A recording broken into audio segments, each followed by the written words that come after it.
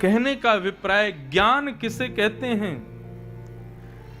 ज्ञान का मतलब संसार की सारी उपलब्धियों की प्राप्ति तो हो, परंतु प्रत्येक उपलब्धि प्राप्ति के पीछे देह केवल और केवल भगवत प्राप्ति हो। बात को बहुत गंभीरता से सुनिए। हम संसार की हर वस्तु चाहते हैं, परंतु हर वस्तु के पीछे भाव हमारा पुर्याधनाश्री यही रहे कि कैसे ठाकुर जी प्राप्त हों।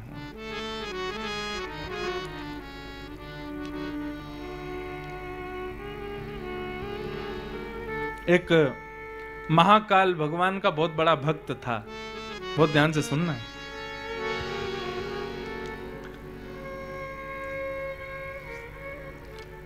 नित्य महाकाल भगवान पर उसको बिल्वपत्र चढ़ाना होता था। उसका नियम तभी पूर्ण होता था जब वो भगवान शिव पर जाकर के बिल्वपत्र चढ़ाता था।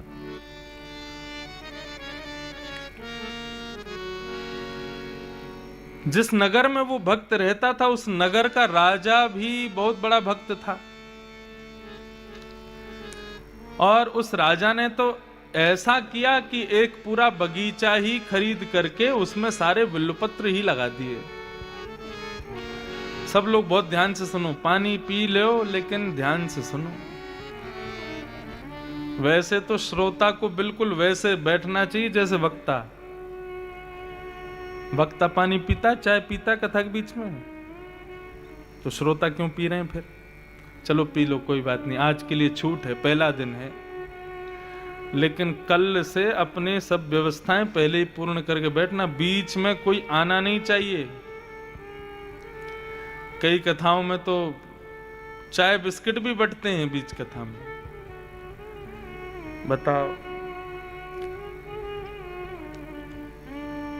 पिक्चर देखने जाएं, पॉपकॉर्न खाएंगे, कोल्ड ड्रिंक पिएंगे, घर में बैठ के सीरियल देखें, उसमें भी खाना पीना चाहिए, कथा को भी नहीं छोड़ा। पानी तक ठीक है, नहीं पानी तो पीते जाओ, क्योंकि आप लोगों के हाथ में गिलास देख के प्यास तो मुझे भी लग रही है, लेकिन आप लोग पियो प्रेम से। हमारा तो मर्यादा है भैया, हम तो 4 घंटा बाद ही पिएंगे। लेकिन ये चढ़ाने का तरीका अच्छा तो नहीं। कोई बात नहीं, विनोद की बात है। अब अरे भैया और उनको भी पिला जाओ, तुम जाओ मत, वो पीछे वाले ने पिला दो, बेचारे वो ऐसे कहेंगे हमको नहीं पिला गए। कथा के बड़े नियम हैं। भागवत के नियम के लिए बताया गया श्रोता को कैसे सुननी चाहिए। बोले व्रत करे, व्रत करके फलाहार करके कथा सुने। फिर दूसरी बात क्या कहते हैं, बोले फलाहार कोई नहीं कर पाए तो बोले एक बार भोजन करे और एक बार फलाहार करे, कथा सुने। बोले वह भी संभव नहीं हो तो बोले ठीक है, दिन में 4 बार भोजन करे लेकिन कथा सुने। तो इसलिए आप लोग खाओ पियो सब करो, लेकिन कथा सुनो। तो कल से पानी वानी सब पहले ही पी लेना, बीच में उठना करना। आज तो पहला दिन है, सब क्षमा है, लेकिन कल से नहीं। कल से तो बिल्कुल पिन ड्रॉप साइलेंस, और जरा सी भी मुंडी किसी की घूमी तो मैं फिर मंच से टोक दूंगा, इधर देखो, कथा सुनो पूरी। आज तो थोड़ा मैं पहचान रहा हूं आपको, आप लोग पहचान लो, बाकी कल से तो फिर देखो। ये कोई कहने की बात नहीं, खूब खाओ पियो, हमें कोई दिक्कत नहीं है, लेकिन कथा का विशेष रूप क्या है? एक शब्द याद रखिएगा, 7 दिन तक सुनाई देगा, देहाभिमान की शून्यता। क्या है? देहाभिमान की शून्यता। हमारा देह बहुत अभिमानी है। पसीने आने लगते हैं तो तुरंत इसको एसी की जरूरत पड़ती है, ठंड लगती है तो इसको तुरंत कंबल चाहिए होता है, भूख लगने पर इसको चटपटा चाहिए, प्यास लगने पर कोल्ड ड्रिंक चाहिए। ये जब हम लोग साधारण सामान्य वस्तुओं को ना लेकर के अतिशयोक्ति जब अपने शरीर को देते हैं, तो इसमें यह समझना चाहिए हमारा देह अभिमानी हुआ है। यहां पर इस अभिमान से यदि शून्य नहीं हुआ ना देह, तो समझना अभी कथा हमारे जीवन में आई नहीं है। हम एक आसन पर बैठे रह जाएं, हमको हमारे चरणों में कोई दर्द ना हो, कमर में कोई दिक्कत ना हो, एक आसन पर बैठ करके पूरी कथा सुन लें और किसी भी प्रकार की कोई दिक्कत ना हो, तो समझना अब देहाभिमान शून्य हो गए हो। तो क्या बता रहा था मैं? महाकाल भगवान का एक भक्त था, नित्य बेलपत्र चढ़ाता था शिव जी पर, परंतु उस नगर के राजा भी भगवान शिव के अनन्य भक्त थे। तो उस नगर के राजा ने तो एक बहुत बड़ा बगीचा खरीद लिया, उसमें बेलपत्र के वृक्ष लगा दिए और नित्य वहीं से बेलपत्र तोड़ता और भगवान शिव पर चढ़ाता था। अब यह भी होड़ रहती थी उस साधारण भक्त में और राजा में कि पहले कौन चढ़ाएगा।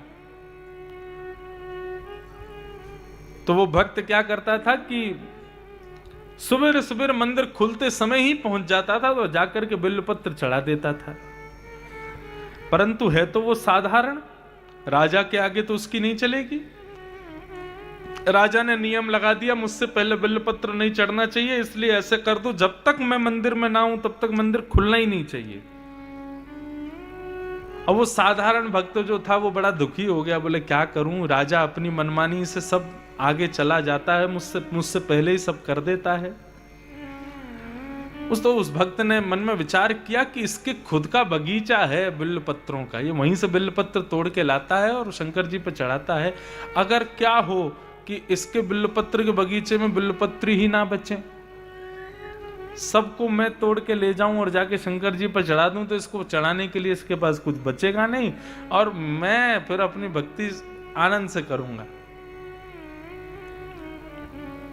और उसने वही किया। अब वो बाहर की वजह राजा के बगीचे में जाता और वहां से बिल्वपत्र तोड़ के ले जाता। अब राजा बिल्वपत्र तोड़ने जाता तो कुछ मिलता ही नहीं था, और यहां बहुत विलंब होने की वजह से मंदिर खोलना पड़ता था, तो सबसे पहले वो भक्ति बिल्वपत्र चढ़ा देता था। राजा ने एक बार सैनिकों से कहा कि भाई कौन हमारे बिल्वपत्रों को तोड़ ले जाता है? तो बोले वो एक भक्त है जो आपसे पैज लगाता है ठाकुर जी की सेवा में, शंकर जी की सेवा में, वही आता है, वही रोज तोड़ के ले जाता है। राजा ने कहा उसको पकड़ो, उसको बंदी बनाते क्यों नहीं हो? हमारे बगीचे से हमारी बिना आज्ञा के कैसे बिल्वपत्र तोड़ देता है? बोले महाराज उसके पास में एक विद्या है। बोले कैसी विद्या? बोले अंतर ध्यान होने की विद्या, वो अदृश्य हो जाता है। हम जैसे उसको पकड़ने के लिए जाते हैं वो अदृश्य हो जाता है, वो गायब हो जाता है। बहुत ध्यान से सुनिएगा। राजा बड़े दुखी हुए, बोले क्या करें? तब राजा ने एक बार अपने गुरुदेव से कहा, बोले गुरुजी ऐसे एक बात बताइए, यदि किसी व्यक्ति के पास बहुत सिद्धियां हों, उन सिद्धियों को नष्ट कैसे किया जा सकता है? किसी भी प्रकार की सिद्धि। अच्छा एक बात बताऊं, हम सब जितने भी लोग यहां बैठे हैं ना, हम सबके भीतर कोई ना कोई दैवी शक्ति सबके भीतर है। जैसे कई लोगों के अंदर ऐसा होता है कि वो वातावरण से पहचान जाते हैं कि स्थान कैसा है। मुझे कभी कभी ऐसा होता है कि जैसे मैं कहीं किसी जगह जाता हूं, नई जगह जाता हूं, हर 7 दिन में मेरी जगह बदल जाती हैं। कई जगह मेरा मन ही नहीं लगता बिल्कुल, क्यों? वहां का वातावरण मुझे छूता नहीं। लेकिन कई जगह ऐसी होती हैं वहां पर पहला पहुंचते ही इतना मन लगता है कि 7 दिन बाद कथा पूरी होती तो मैं भावुक हो जाता हूं कि अब मुझे यहां से जाना पड़ेगा। और ऐसा केवल एक ही स्थान है पूरी भारत में, वो है बद्रीनाथ। बद्रीनाथ में कथा विराम होती है, सबसे ज्यादा हृदय शुद्ध होता है मेरा। वहां से मेरा आने का मन नहीं करता, वहां का वातावरण मुझे स्पर्श करता है। ऐसे सबके भीतर अगर आप लोग खोजेंगे तो आपके भीतर भी कोई ना कोई दैवी शक्ति सबके अंदर होती है। ऐसे ही कईयों के अंदर दैवी शक्ति होती है कि वो दूसरे व्यक्ति से मिलते हैं तो उसके साधारण से बात करने पर ही समझ जाते हैं कि कैसा है। हमारे पूज्य पिताजी महाराज, वो व्यक्ति के प्रणाम करने मात्र से पहचान जाते हैं कि ये ब्राह्मण है कि बनिया है कि मारवाड़ी है, कौन है, वो सब समझ जाते हैं। और उसके 4 वचन बोलने पर समझ जाते हैं, लोभी है, क्रोधी है, भोगी है, कैसा है, वो सब समझ जाते हैं।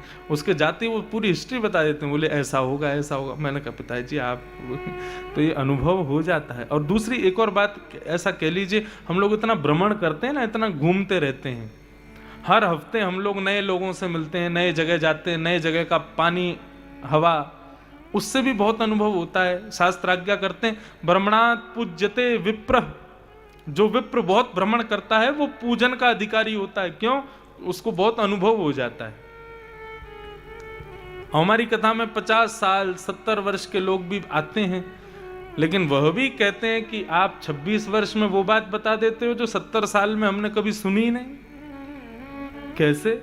तो मैं कहता हूं ऐसा नहीं कि मेरे गुरुजी मुझे सब पढ़ा, गुरुजी ने तो सीमित पढ़ाया, बाकी सब तो भ्रमण से मिल जाता है, घूमने से, जगह जगह जाने से बहुत कुछ प्राप्त होता है। तो सबके भीतर कोई ना कोई सिद्धियां होती ही होती हैं।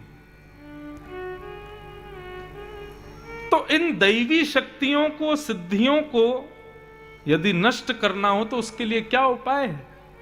राजा ने पूछा तो राजा के गुरुदेव ने बताया, बोले कि भगवान के अंग पर चढ़ा हुआ निर्माल्य यदि किसी व्यक्ति के पैर के नीचे आ जाए तो उसकी दैवी सिद्धियां नष्ट हो जाती हैं। ध्यान से सुनिए,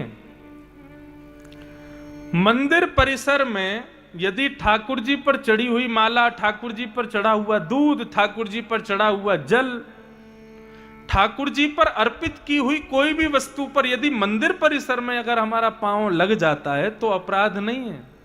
लेकिन मंदिर परिसर से बाहर यदि उस वस्तु पर अगर हमारे पैर पड़ गए या किसी का भी पैर पड़ गया तो वो सबसे पहला क्या करता है, उसके भीतर जितनी भी दैविकता हैं, जल्दी याद करने की क्षमता हो, पुरानी स्मृतियों को याद करने की क्षमता हो, या कोई भी उसके अंदर जो दैवी शक्तियां होती हैं उनको नष्ट करती है वो।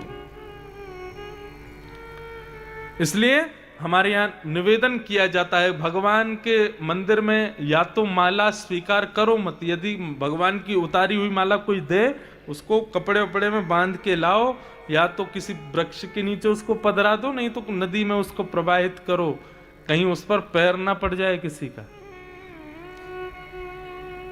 अरे इंद्र जब अपने पद से भ्रष्ट हो सकता है तो हम तो साधारण मानव हैं। राजा ने जब ये बात सुनी कि शंकर जी पर चढ़ा हुआ निर्माल्य यदि उसके पैरों के नीचे आ गया तो वो जो अंतर ध्यान होने की उसकी शक्ति है वो नष्ट हो जाएगी। तो राजा ने यही किया, 108 बिल्व पत्र शंकर जी पर चढ़ाए और शंकर जी पर चढ़ा करके उन बिल्व पत्रों को अपने बगीचे में फैला दिया।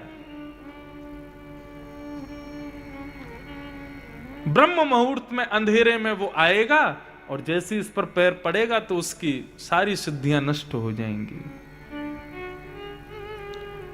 प्रातः काल का समय ब्रह्म मुहूर्त में सैनिकों के बीच में हंसता हुआ आता था वो। क्यों? क्योंकि कोई उसको पकड़ ही नहीं सकता था, वो अंतर ध्यान हो जाता था। जैसे ही उसने बगीचे में प्रवेश किया, बगीचे में प्रवेश करते ही एक बिल्व पत्र पर पैर रख गया और पैर रखते उसको नहीं पता था कि उसकी शक्ति नष्ट हो गई है, परंतु सैनिकों को पता चल गया था कि इसने पैर रख दिया है और अब हम इसको पकड़ सकते हैं। अंदर जाकर के बिल्व पत्र तोड़ने लगा, हंस रहा था। सैनिक बोले आज हम तुझे बंदी बनाएंगे। बोले आओ आओ आओ बंदी बनाओ, पकड़ के दिखाओ मुझे। जैसे ही सैनिक पकड़ने के लिए गए, अंतर ध्यान होना चाहता था लेकिन उसकी सिद्धि नष्ट हो गई और वो अंतर ध्यान नहीं हो पाया और सैनिकों ने उसको बंदी बना लिया। राजा ने तलवार निकाली और उसको मारने के लिए आया और कहा तुम्हारी कोई अंतिम इच्छा हो तो मांग लो, अब मैं तुम्हारा वध करने वाला हूं। तुमने बहुत परेशान किया, मुझसे पहले शंकर जी की आराधना कर जाते हो हर बार। उसने कहा एक ही प्रार्थना है, मैं शंकर जी की स्तुति गाना चाहता हूं। और उसने शंकर जी की स्तुति गाई। ऐसा कहते हैं शिव महिम्न स्तोत्र का गान किया। स्तुतियों में सर्वश्रेष्ठ स्तुति यदि कोई है तो वो शिव महिम्न स्तोत्र है। और ऐसा भी लिखते हैं कि शिव महिम्न स्तोत्र का यदि कोई व्यक्ति गायन करता है, नित्य पाठ करता है, तो उसकी नष्ट हुई सिद्धियां, उसकी भूली हुई दैवी शक्तियां, वो सब वापस आ जाती हैं। उसने वहीं बगीचे में बैठ कर के शंकर जी की आराधना करते हुए शिव महिम्न स्तोत्र का गान किया और राजा से कहा, अब राजन तुम मुझे मार सकते हो। राजा ने जैसे ही तलवार उठा करके उसको मारना चाहा, उसने एक बार पुनः प्रयास किया अंतर ध्यान होने का। शिव महिम्न स्तोत्र का गान करने से उसकी नष्ट हुई जो दैवी विद्या थी वो पुनः जीवित हो गई। और जैसे ही राजा ने तलवार घुमाई, उसने अंतर ध्यान होने की विद्या को स्वीकार करते हुए जैसे ही गाया, तुरंत अंतर ध्यान हो गया और राजा उसको नहीं मार पाया। और वो वहां से अंतर ध्यान होकर ठाकुर जी के सन्मुख पहुंच गया।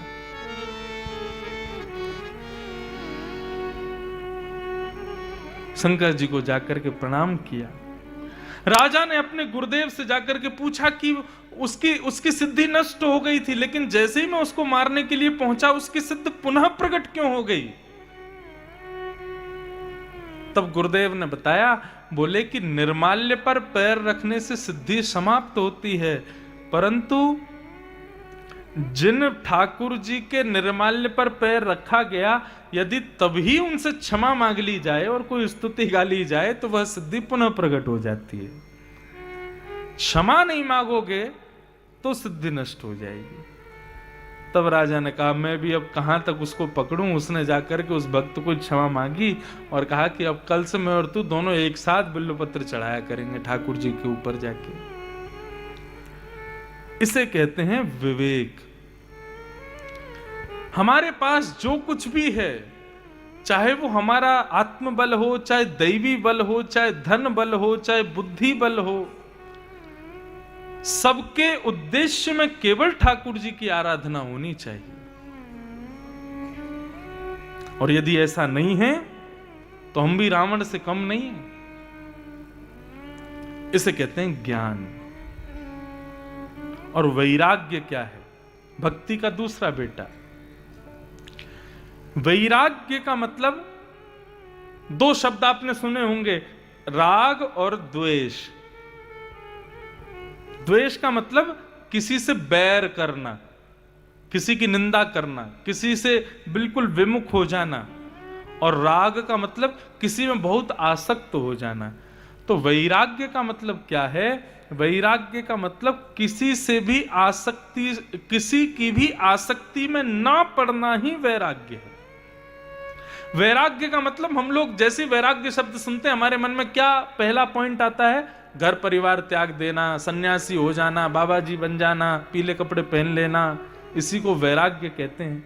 नहीं, वैराग्य का मतलब संसार में जितनी भी हमारी इच्छाएं हैं, उन इच्छाओं का त्याग करना वैराग्य है।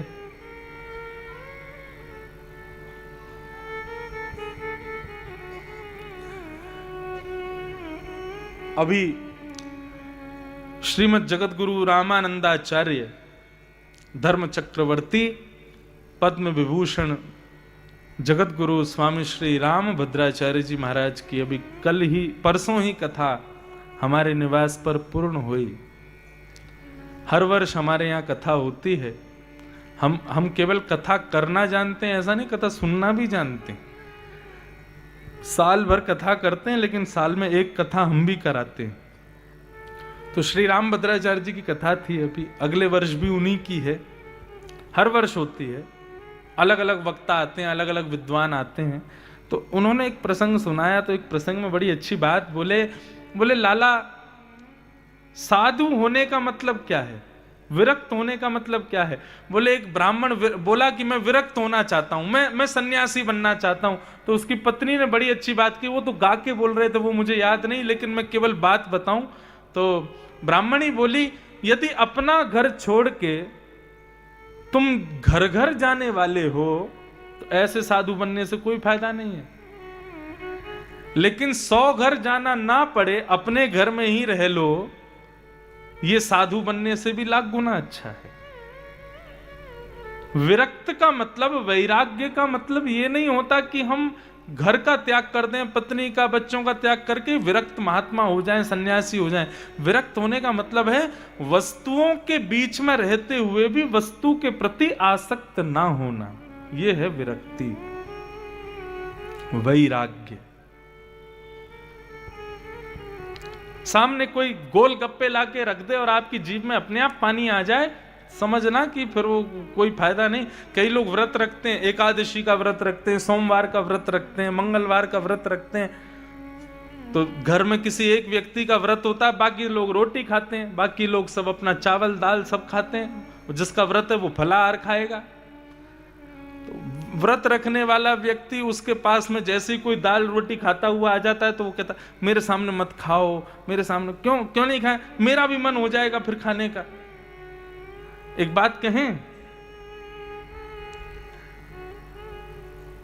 शास्त्रों की यदि माने तो आपके सामने कोई भोजन कर रहा है और आप उसकी थाली में देख के आपकी जीभ में पानी आ गया और आप कह रहे हो मेरा व्रत है मैं तो फलाहारी खाऊंगा, तो आपकी जीभ में जब पानी आ गया ना उसकी थाली देख के, आपका व्रत उसी समय टूट जाएगा। व्रत का मतलब मैं वस्तु का परित्याग केवल जीव से करूं ऐसा नहीं, बुद्धि से भी होना चाहिए। मेरा एकादशी का व्रत है और सामने जैसी कोई 56 भोग ले आवे तो हे भगवान अगली बार डबल व्रत कर लूंगा, आज खाने दो, ऐसी एकादशी का क्या फायदा। मेरा एकादशी का व्रत है और सामने 56 भोग हो, 56 भोग देख करके भी आपके मन में आ जाए नहीं ये सब वस्तु व्यर्थ है, मैं तो आज एकादशी के व्रत में हूं, केवल फल पाऊंगा, इसको कहते हैं विरक्ति, इसको कहते हैं वैराग्य। एकादशी कब मनाते हैं हम लोग? एकादशी के दिन। एकादशी माने 11। 11 मतलब हमारी 10 इंद्रियां और 11वां मन, इन सब का व्रत होना चाहिए, तब एकादशी मानी जाती है। केवल जिह्वा को ही अन्न ना देना एकादशी नहीं होता, केवल जिह्वा को अन्न ना देना व्रत नहीं होता। 10 इंद्रियां और 11वां सबसे विशेष मन, इसका विरक्त होना, वस्तु से विरक्त होना बहुत आवश्यक है।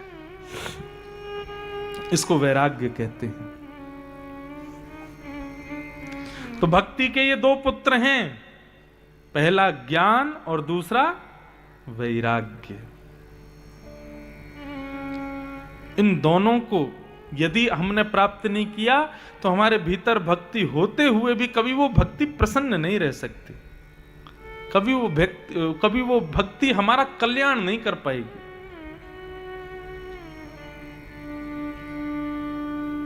भक्ति को यदि प्रसन्न करना है तो ज्ञान वैराग्य को पुष्ट करो, और ज्ञान कहते हैं विवेक को, वैराग्य कहते हैं मन के वशीकरण को, सेल्फ कंट्रोल, ये वैराग्य है। भक्ति के 2 पुत्र हैं। अब स्थिति यह है कि भक्ति तो सबके अंदर है लेकिन ज्ञान वैराग्य किसी के पास नहीं है, इसलिए भक्ति दुखी है। भक्ति ने नारद जी महाराज से कहा कि मैं बहुत दुखी हूं, मैं तो युवान हूं, मुझे तो सब करना चाहते हैं लेकिन मेरे पुत्र ज्ञान और वैराग्य को कोई नहीं चाहता। अब जब पुत्र ही प्रसन्न नहीं है तो मां कैसे प्रसन्न रह सकती है? नारद जी महाराज बोले तुम चिंता मत करो भक्ति महारानी, ये सब कलयुग का प्रभाव है। भक्ति महारानी कहने लगी कलयुग को मार दीजिए। बोले नहीं, कलयुग को मारा नहीं जा सकता। क्यों? कलयुग में लाख दुर्गुण हैं लेकिन कलयुग में एक बहुत बड़ा सद्गुण है। इस कलयुग में भी कोई सद्गुण है? हाँ, ध्यान से सुनो, इस कलयुग में सद्गुण क्या है? यत् फलम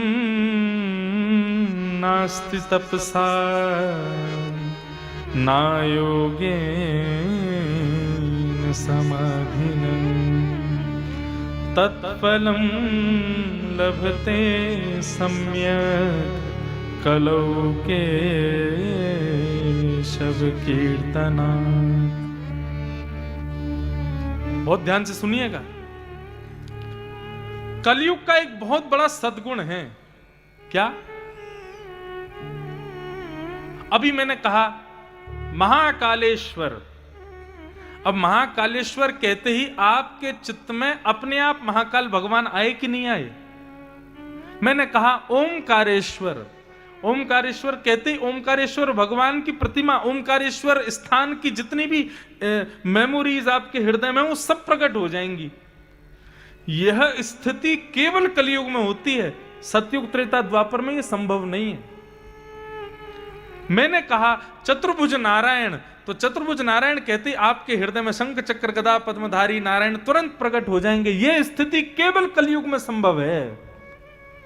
सतयुग त्रेता द्वापर में इस स्थिति को प्राप्त करने के लिए, जो हमारे यहां क्षण भर में हो जाती है, उसके लिए हजार हजार वर्ष तक तपस्या करते हैं लोग। इसलिए कलयुग में तप का विधान नहीं है, तपस्या का विधान नहीं है। क्यों? क्योंकि यहां पर क्षण क्षण में ही ठाकुर जी प्रकट होते हैं हृदय में। तपस्या कहां करनी पड़ती है? सतयुग में, त्रेता में, द्वापर में।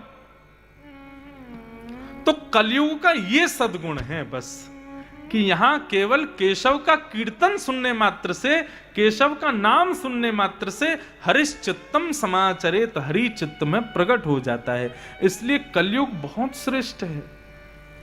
हम इस कलयुग को नहीं मार सकते। अगर रेशियो की बात करें, सतयुग में भगवत प्राप्त करना बहुत मुश्किल है, त्रेता में थोड़ा कम मुश्किल है, द्वापर में और कम मुश्किल है, कलयुग में तो बहुत आसान है।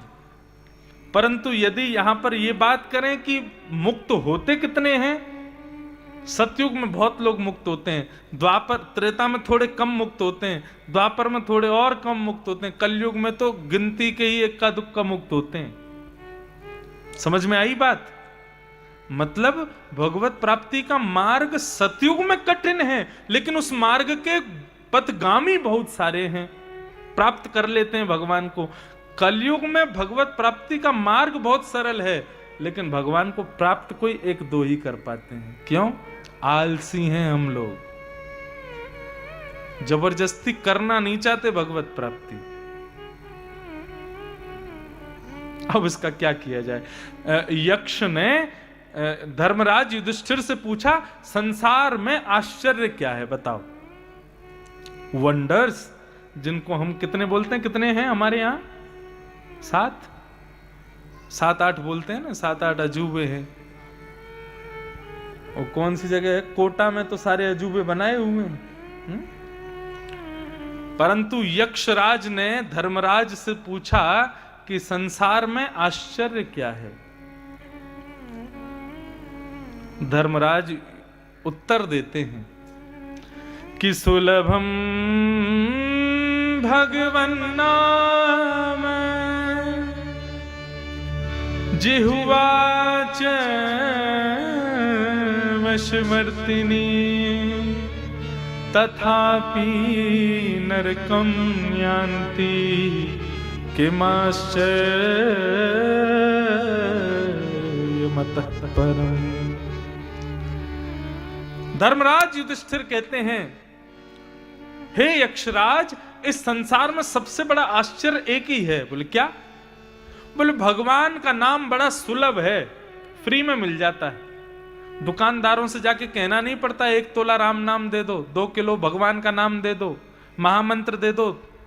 और कहीं ऐसा भी नहीं कि कोई दुकानदार कह देता हो नहीं महामंत्र तो नहीं दूंगा मैं। क्यों? बोले 500 रुपया दो पहले। अरे साधारण है, हरे कृष्ण कृष्ण कृष्ण हरे हरे, हरे राम राम राम हरे हरे, सबको पता है। भगवान का नाम इतना सुलभ है और इस नाम को गाने वाली जीभ हमारे वश में है। भगवान का नाम सुलभ है, नाम गाने वाली जीभ हमारी वश में है, तब भी नरक के द्वारों पर ताला नहीं लगा। यह सबसे बड़ा आश्चर्य है। नरक के द्वार आज भी खुले हुए हैं, इससे बड़ा आश्चर्य कोई नहीं है। नरक कौन नहीं जाता? जो भगवान का नाम गाता है वो नरक नहीं जाता। तो फिर नरक तो बंद हो जाना चाहिए था। यह हमारा आलस्य है, जीव हमारे वश में, नाम इतना सहज, फिर भी हम नरक जा रहे हैं। आप कहोगे महाराज जी आपको कैसे पता हम नरक जा रहे हैं? आज जनसंख्या देखिए आपने, पृथ्वी पर जितने लोग जन्म ले रहे हैं, ऐसा हो ही नहीं सकता कि वो नरक नहीं गए। पृथ्वी पर जन्म ही तब लेना पड़ता है जब नरक में भोगने के दुख भोगने के बाद में हमको दोबारा पुण्य करने के लिए पृथ्वी पर भेजा जाता है, तभी हम पृथ्वी पर आते हैं। मैं भले व्यासपीठ पर बैठा हूं, आप लोग नीचे बैठे, दुनिया भर के लोग यहां बैठे हैं, हम सबने नरक दर्शन किया है। हम दोबारा सुधरने के लिए पृथ्वी पर आए हैं। ये इतनी जनसंख्या जो बढ़ रही है इस बात का प्रतीक है कि नरक के द्वार अभी भी खुले हुए हैं। वो नरक के द्वार बंद करने का कितना सरल उपाय, केवल मुख से कृष्ण नाम कहना है, राम नाम कहना है, गोविंद नाम कहना है, हम वही नहीं कह पाते। हां, बस अंतर इतना है, एक आध बार नहीं कहना है, कहते रहो, जपात सिद्धिर जपात सिद्धिर जपात सिद्धिर न संशय, उसमें संशय मत करो, कहते रहो। पूज्य पिताजी महाराज अपनी कथा में गाते हैं, नाम रटते चलो काम करते चलो, हर समय कृष्ण का ध्यान धरते चलो, मुरली वाले को मन से रिझाते चलो, कृष्ण गोविंद गोपाल गाते चलो। बस इतना सा करना है कि हमारी जिह्वा पे 24 घंटे अनवरत भगवत नाम चलता रहे, बस और कुछ नहीं।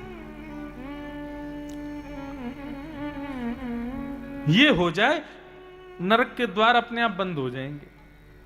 लेकिन हम लोग आलसी हैं, नहीं कर सकते। आजकल के युवानों की तो पूछो ही मत।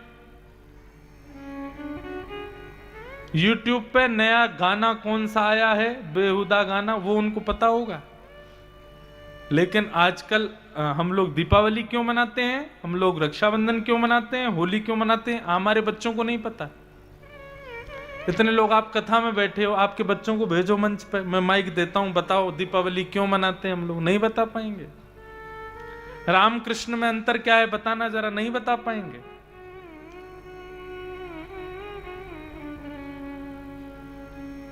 कौन सा नया यूट्यूबर आ गया है, कौन सा नया रैप आया है, ये सब उनको पता है।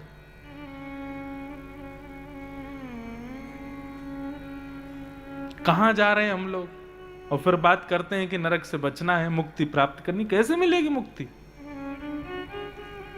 भगवत नाम जीवन का आधार जब तक नहीं बनेगा तब तक भगवत प्राप्ति नहीं हो सकती।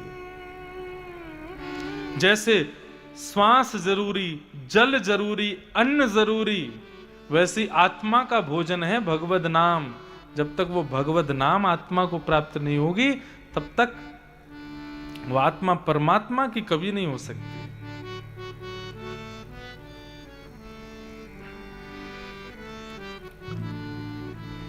भक्ति महारानी ने अपने दुख का कारण बताया। नारद जी ने कहा, देवी कलयुग की वजह से ये सब हो रहा है, परंतु तुम चिंता मत करो, मैं तुम्हारा कोई निवारण ढूंढ के लाता हूं।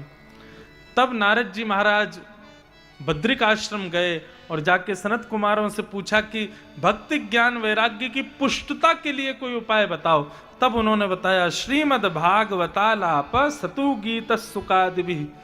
बोले लोग जब कथा में आकर के बैठेंगे, भागवत की कथा में, तब उनके भीतर भक्ति के संग संग ज्ञान भी पुष्ट होगा और वैराग्य भी पुष्ट होगा।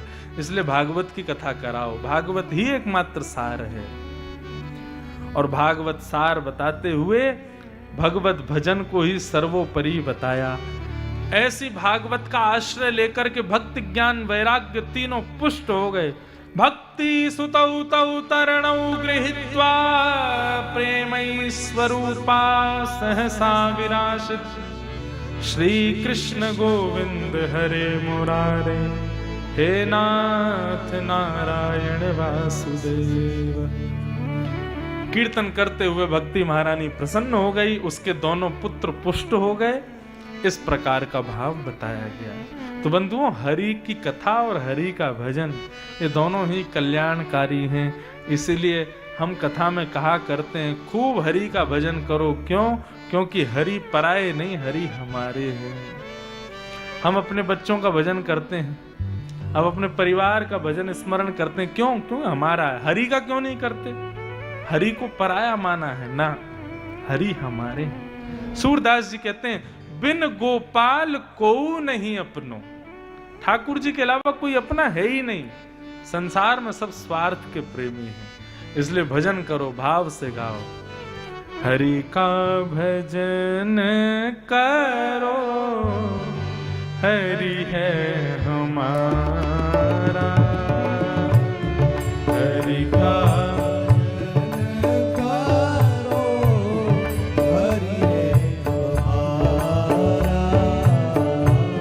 हरि का भजन करो, हरि है हमारा। हरि का भजन करो, हरि है हमारा। देखो, एक भी अपना नहीं मानता, इसलिए शांत बैठे हैं सब रे। अरे उच्च स्वर में गाओ, इंदौर तक आवाज जानी चाहिए, उज्जैन तक आवाज जाए। आपको पता है भगवान की पहचान तो सब जगह बताई, लेकिन भक्त की पहचान भगवान स्वयं बताते हैं। भगवान कहते हैं मेरा भक्त कौन है? तब ठाकुर जी कहते हैं वाग गदगदा द्रवते यस्य चित्तम रुदत्य भिक्षणम हसति क्वचिच्च विलज्ज उद्गायत नृत्यते च मद भक्ति युक्तो भुवनम पुनातु। वाग गदगदा द्रवते यस्य चित्तम, मेरी याद करके जिसकी वाणी गदगद हो जाती हो, जिसका चित्त द्रवित हो जाता हो। विलज्ज उद्गायत नृत्यते च, मेरा कीर्तन सुनकर के जो निर्लज्ज होकर के गाता हो, खूब उच्च स्वर में गायन करता हो, कभी रोने लग जाए, कभी हंसने लग जाए, नारद समझना मत भक्ति युक्त हो, वो मेरी भक्ति से युक्त है, वो मेरा भक्त है। इसलिए जो ठाकुर जी को मानते हो अपना, तो गाओ, तो करताल बजाओ, नहीं तो कोई बात नहीं है, चुपचाप बैठे रहो। हम समझ जाएंगे कितनों के ठाकुर जी हैं और कितनों के नहीं है। भाव से हे हरि का भजन करो, हरि है हमारा। हरि का भजन करो, हरि है हमारा। ओ हरि नाम लेने वाला, लेने वाला, हरि नाम गाने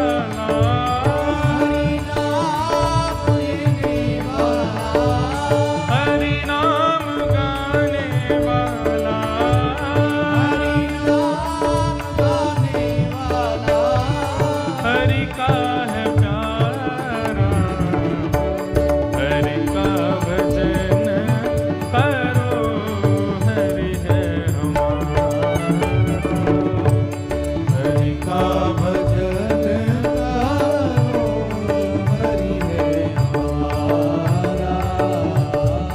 हरि का भजन करो, हरि है हमारा। हरि का भजन करो, हरि है हमारा। दीनों पे दया करो, बने तो सेवा करो। दीनों पे दया करो, बने तो सेवा करो।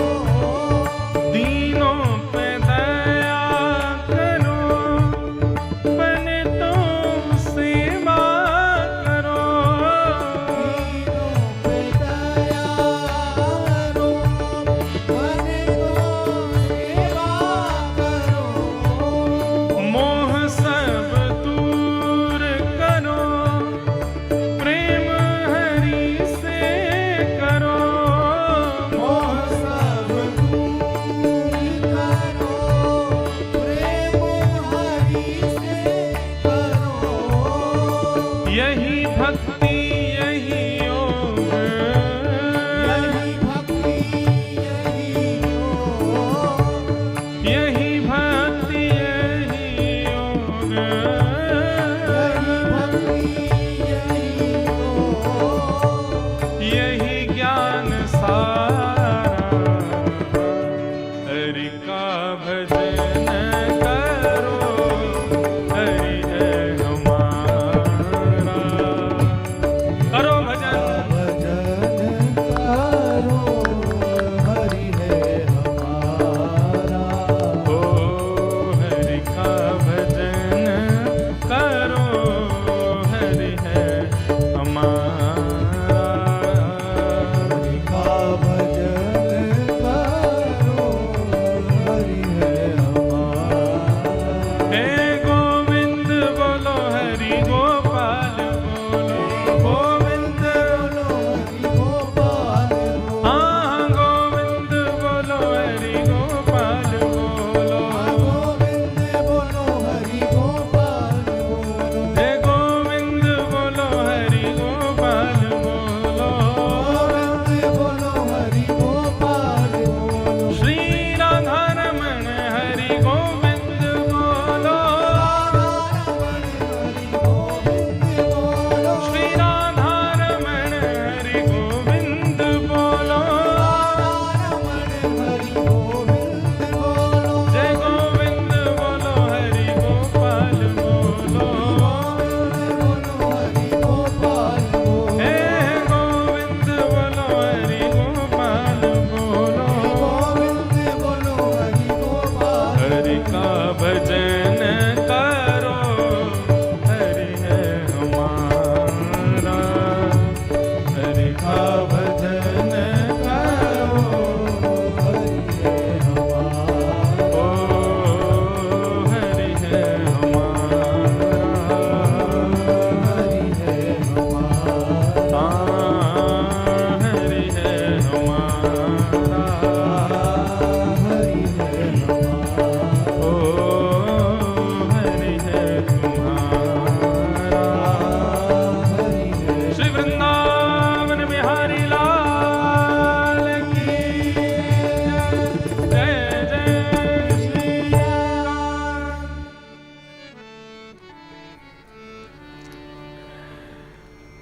हरिस्मृति सर्व विपद विमोक्षणम। सारी विपत्तियों का नाश केवल और केवल हरिस्मृति से हो जाता, हरिस्मरण से हो जाता। इसलिए हरि भजन करो। आगे भागवत में श्री नारद जी महाराज ने पूछा कि कौन कौन से प्रकार के लोग भगवान का स्मरण करने से मुक्त हो जाते हैं, कथा सुनने से अपने पापों से मुक्त हो जाते हैं। एक प्रकार से कौन कौन से प्रकार के पाप ऐसे हैं जिनको भागवत जी मुक्त करती हैं। तो इसके प्रति उत्तर में सनत कुमारों ने कहा कि भैया ये मानवा पाप कृतस्तु सर्वदा सदा दुराचार रता विमार्गगा क्रोधाग्निदग्धा कुटिलश्च कामिनः सप्ताह यज्ञेन कलो पुनन्ति ते। भागवत समस्त प्रकार के पापों से आपको मुक्त कर देगी, लेकिन बहुत ध्यान से सुनिए सब लोग, चाहे गंगा जी हो, चाहे भागवत जी हो, चाहे पाप निवृत्त होने वाले कितने भी स्थान हो, चाहे ये श्रावण मास में शंकर जी पर बिल्वपत्र चढ़ाना हो, चाहे अधिक मास अभी अगले वर्ष आने वाला है, अधिक मास में नारायण भगवान की, गोवर्धन नाथ की पूजा करने से पाप निवृत्त होते हो, लेकिन आप लोगों से हाथ जोड़ के एक विनती कर दें, पाप निवृत्त तब तक नहीं होगे जब तक अपने पापों का संकल्प लेकर के दोबारा नहीं करेंगे। ये संकल्प जब तक नहीं लोगे तब तक पाप निवृत्त नहीं होंगे। ताली तो बजाई आपने, धन्यवाद उसके लिए, लेकिन समझ में नहीं आई ये बात, ये मैं जानता हूं। वक्ता हैं भैया हम, केवल बोलना नहीं जानते, श्रोताओं की चेहरे की आभा प्रभा बता देती है। गंगा में डुबकी लगाने से पाप निवृत्त हो गए आप, ऐसा कहते हैं। गंगा दशहरा पे महाराज दुनिया भर की भीड़ होती है, हर की पौड़ी हरिद्वार में। लोगों से पूछो क्यों? अरे सारे पाप धोने आए हैं अपने। अगर गंगा जी ऐसे पाप धोती तो सारे सबसे ज्यादा चोर होते हरिद्वार में, रात भर चोरी करते, सुबह गंगा जी में कूद जाते। रात में सारे गलत काम करते, सुबह गंगा जी में कूद जाते। और गंगा जी जिन जिन नगरों के किनारे से जाती हैं, सारे गलत काम करने वाले उन्हीं नगरों में रहते। अगर गंगा जी इतनी पवित्र करता होती, पवित्र करता हैं गंगा जी, लेकिन वो पवित्र कब करती हैं? जब गंगा जी में प्रवेश करने से पूर्व आप गंगा जी के जल को हाथ में लेकर के गंगा जी को वचन देते हो, हे गंगा जी आप हमको पवित्र करो, मेरे अंदर ये दूषित भावनाएं हैं, इन सबको आप नष्ट करो, मैं वचन देता हूं, आप आज मुझे पवित्र कर दो, मैं जीवन में कभी नहीं करूंगा। आपने ये वचन दिया गंगा जी को, तब गंगा जी में डुबकी लगाई, तब गंगा जी आपको पवित्र करेंगी। अब बजाओ ताली। देखा, पहले ताली ऐसी बजा दी थी आपने, बात असली अब कही। ऐसे ही भागवत की कथा है। कथा में तो आप आए हैं, कथा मुक्त करेगी, पवित्र करेगी, लेकिन कब करेगी? जब भागवत जी को संकल्प दोगे, हे भागवत जी हम आपको 7 दिन अनवरत सुनेंगे, परंतु हम आपको संकल्प देते हैं कि हमारे जितने भी पाप हैं उनको आप नष्ट कर दो। हम संकल्पित होके कहते हैं जीवन में दोबारा कभी ये गलतियां नहीं करेंगे, तब भागवत पवित्र करेगी। बताऊं क्यों? क्योंकि यदि आपने गंगा जी में प्रवेश करने से पहले गंगा जल लिया है, हाथ में संकल्प लिया है और कथा में आते समय भी संकल्प किया है, तो गंगा और भागवत जी पवित्र तो कर देंगे, लेकिन उसके बाद यदि आपने अपराध किया तो जितने पाप आपके पवित्र गंगा जी ने किए थे, भागवत जी ने किए थे, वो सब मल्टीप्लाई इनटू 100 होके आएंगे फिर, यदि इसके बाद गलती की तो। इसलिए भैया सावधान हो जाना। वैसे भागवत जी से संकल्प लेने की जरूरत नहीं, भागवत जी को केवल श्रवण कर लो, जीवन में उतार लो, भागवत जी अपने आप कृपा कर देंगे। अब आगे के प्रसंगों को हम लोग कल सुनेंगे 1 बजे से। सब लोग समय का ध्यान रखना। अब देखो 2-3 बातें सुन लीजिए मेरी। सबसे पहली बात, कथा का समय है 1 बजे से, आप लोग आ जाइए 12:30 बजे। अगर मैं 1 बजे मंच पर आया और मुझे यदि केवल यजमान परिवार मिले तो मैं आप लोगों की प्रतीक्षा नहीं करूंगा, कथा शुरू कर दूंगा। दूसरी बात, कथा केवल और केवल मनोरंजन के लिए नहीं, भागवत की कथा मन के मंथन का विषय है, मनोरंजन का विषय नहीं है, ये मंथन का विषय है। आप लोग इस पर मंथन जरूर कीजिएगा। जो मैं तो केवल कई बातें संकेत में कहूंगा। हमारे गुरुदेव तो कहते हैं इतनी सरल करके भी कथा मत कहा करो। मैंने कहा क्यों गुरुजी? बोले अरे थोड़ा बहुत श्रोताओं को घर जाकर के भी बुद्धि लगाने के लिए कुछ छोड़ दिया करो, इतना सरल मत किया करो। मैंने कहा जी गुरु जी। तो इसलिए जो भी कुछ कथा में सुनो, घर जाकर के उसको जरूर चिंतन करना बंधुओं, क्या कहा आज व्यास जी ने। तीसरी बात, संशय में मत रहना। मैं हर कथा में कहता हूं, कोई भी प्रश्न हो आपका, तुरंत उस प्रश्न को एक पर्ची में लिख करके मेरे आने से पूर्व व्यासपीठ पर रखवा दीजिएगा। मैं आकर के आपका प्रश्न पढ़ लूंगा, यदि मुझे उत्तर आता होगा तो आपको तुरंत उत्तर दूंगा, यदि उत्तर मेरे मन में नहीं होगा तो अपने गुरुजनों से पूछ करके दूंगा। लेकिन आप संशय में मत रहना, किसी भी प्रकार का प्रश्न हृदय में रह ना जाए। और चौथी बात, प्रश्न भगवत संबंधी होना चाहिए, सांसारिक प्रश्न मुझसे मत करना कि हमारा बेटे का पढ़ने में मन नहीं लगता, हमारी बेटी के लिए सुयोग वर नहीं मिल रहा, हमारी फैक्ट्री बढ़िया नहीं चल रही। इन सब का मेरे पे कोई उत्तर नहीं है। ये सब कर्म से प्राप्त होते हैं बंधुओं। यहाँ पर जो भी प्रश्न करो, भगवत संबंधी, हिंदू वैदिक सनातन संबंधी, भागवत संबंधी ही प्रश्न कीजिएगा। आप सब लोगों को खूब आनंद आएगा कथा में। इन 4 बातों का ध्यान रखिएगा, समय से पधारिएगा। कल पुनः मिलेंगे 12:30 बजे। आप लोग सब यहाँ इकट्ठे हो जाना। 1 बजे कथा हम शुरू कर देंगे, 5 बजे कथा का विश्राम हो जाएगा। अन्य कोई जानकारी होगी तो हमारे उपाध्याय जी, 2 उपाध्याय हैं, एक तो व्यास जी उपाध्याय, दूसरे मंच संचालक भी उपाध्याय, तो वे आपको दे देंगे। प्रेम और भाव से सब लोग कथा में पधारिएगा। प्रेम से जय जयकार करो। बोल वृंदावन बिहारी लाल की जय, श्री राधा रमण लाल की जय, श्री राधा वल्लभ लाल की जय जय श्री राधे। नमः पार्वती पतये हर हर महा